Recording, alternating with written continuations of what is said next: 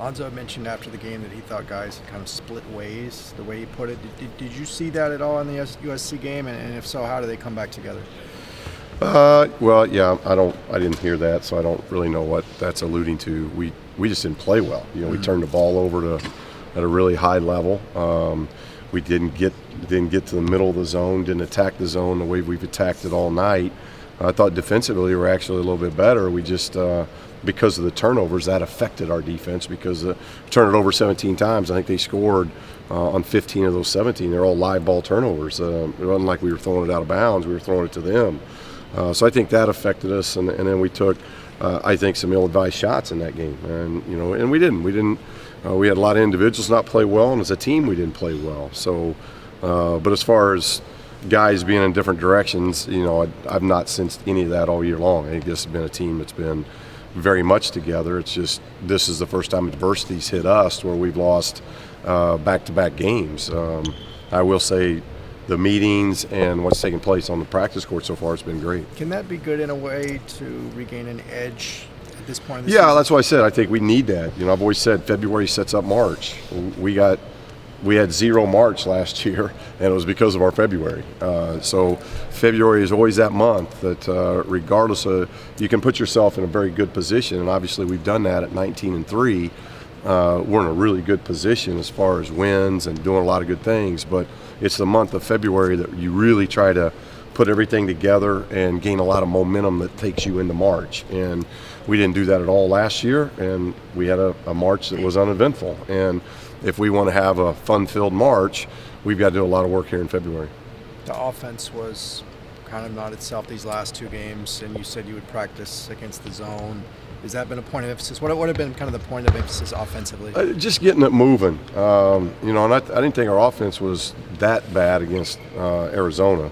We had scored a lot more points than what they were giving up on the year. Our defense was just so bad against Arizona. And then I thought it was the flip. Defense was a little bit better against USC, but our offense was so bad it affected our defense. So I think we've spent so much time defensively, and I told the guys that we've got a little stagnant offensively because of lack of work, and we've gotten back working more at that, getting the ball moving, getting people moving, getting our cuts and screens in order again. So hopefully this trip will be much more efficient than what we were at SC early in the week. Coach, the last couple of games when you guys have been down, it seems like you guys have responded well when you've gone to a zone defense. Is there any thought to bringing that in earlier and making it a bigger part of your game plan going forward? Well, the SC game is the most possessions we've zoned all year in a game, and that didn't work.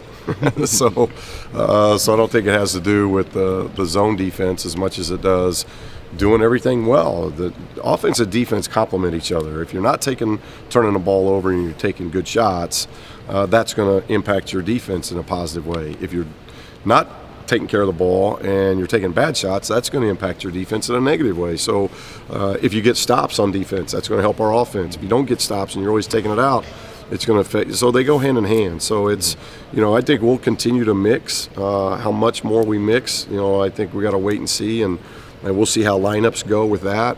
But it definitely wasn't the case in the SC game because we zoned quite a bit in the second half. Was that maybe the first game all year where you could have maybe used a little more guard depth in that SC game? No, I think what I should have done is stay big, and I didn't. And I think that's something that I talked to our staff about. That we got EK and Gigi 4 minutes each, and that had nothing to do with EK or Gigi. I think it was the first time all year that maybe we went to what another team was doing instead of doing what we do, and make them match us. And we're big, we're long, we're athletic, and I don't think I played my bigs near enough in the SC game. I think I played too many guards, too many minutes in that game. How much of that was in response to them playing with 4 guards, and how much was in response to the zone? It was more in response probably to being behind more than anything else, and probably not being patient enough that when we were down 8-9, just keep doing what we're doing. We just never got the ball in the middle. We never got it inside. We were really hurting them inside early, and then when they went zone, we stopped going inside. And so playing 4 guards isn't necessarily going to help on that because now we've only got 1 big. And I thought there was an error on my part. We played too many guards. We played 4 guards too long in the second half of the SC game. I think maybe the last 2 games, TJ, not to say he's played poorly, but he hasn't been maybe the terrific player he was earlier in the year, and Lonzo maybe had his first struggle against USC. Have you seen maybe them hitting a little bit of a freshman wall at all, or what have you seen with that? No, it's just long. It's a long season, and like I said, we've gone 22 games where we've had very little break. We got a small break at Christmas, but it's the smallest break we've had since I've been here as far as just the Christmas break, because we were the first team to open up in league play at Oregon, and we've been the last team to get that bye. So you get a little bit mentally fatigued, you get a little bit physically run down, and these guys have done a tremendous job, and then you got to remember they're 18. So that becomes a long deal for them, and I think that's why this bye week has really helped. It's helped our vets, it's helped our freshmen, and we've been seeing that in practice. Now we've got to go do that on the road, obviously at the Washington trip, but I like what I see. And you're seeing that. If you look at it, college basketball in the last 7-8 days, that's been the most losses in top 10, top 15 teams you've had all year long. And so I think that's what happened. You get to the midpoint of the conference season, you're in 22, 23 games now without a lot of breaks. And that's why there's been a lot of talk on revamping the schedules and playing less games, starting it later. All these different things are coming up just because of that. And this has been a long stretch for us, and we got through it 19-3. We did a lot of good things, and now we've coming off a week off. We get another bye week in 3 weeks. So hopefully we can take these 3 weeks and then take the next 2 weeks after that and kind of group them that way. But we were much better mentally yesterday than we've been in a while. Coach, when you were, this is the bigger picture, when you were growing up and playing ball in Indiana, coming from a basketball family, what was sort of your concept of who John Wooden was and what his UCLA teams were all about? Well, when I grew up, I was growing up in Martinsville, first grade through fourth grade. I was in Martinsville, obviously hometown of Coach, and my dad was a high school coach at Martinsville, so I was going to basically the gym that Coach Wooden played in growing up. So I got firsthand of what Coach was then. But I learned first as a player, but then obviously as I'm watching, it's UCLA as a team, so he's obviously a coach. So in the Martinsville gym, it was all about Coach Wooden as the player. And that's what makes him unique, is to, being in the Hall of Fame both as a player and as a coach and those type of things. So I was growing up in an era where in 1975, I was in maybe fourth grade at the time. He was winning his last national title, and then Coach Knight, who I would later play for, which was just 15 minutes down the road in Bloomington, was getting ready to win his first national title and the last undefeated team to do so. So those two guys were the two icons in the state at that time as I was growing up. Did you have a notion as far as how John Wooden's teams played here, what their style was? And not really, because I was from the Midwest, and again, Indiana was really starting to in 75 they were awfully good, and they got beat. Scott May got hurt.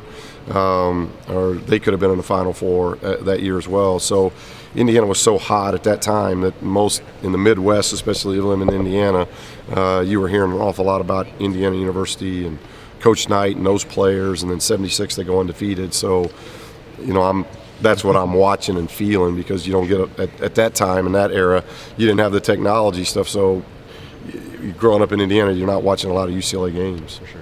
You've been ticking off some things that you haven't done here, like sweeping the mountain school trip, a chance to win more games than you have here, and this, you got another one in front of you now. You haven't won at Washington State. That's typically not known as one of the tougher places to play in the Pac-12. What's been tough about it? I have no idea. We just haven't played well. We've been down there twice, and we have not played well at all. Our first year when we won the league tournament, that was our last regular season game, and it was our worst defeat.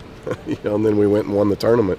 So it's a hard one to figure out. And then last year when we were there, it was after the double overtime game to Washington, and it was maybe our most lethargic game that we played all year. So we just got to do a good job. And obviously they've got our attention. They're 4-5 in the league and just came off a great road trip where they fought Arizona minute by minute, and then went in and led most of the game against Arizona State and ended up beating Arizona State. So this team's playing very confident right now, so we know we've got to play very well, and we can't play the way we've played the last two trips because we haven't played well at all.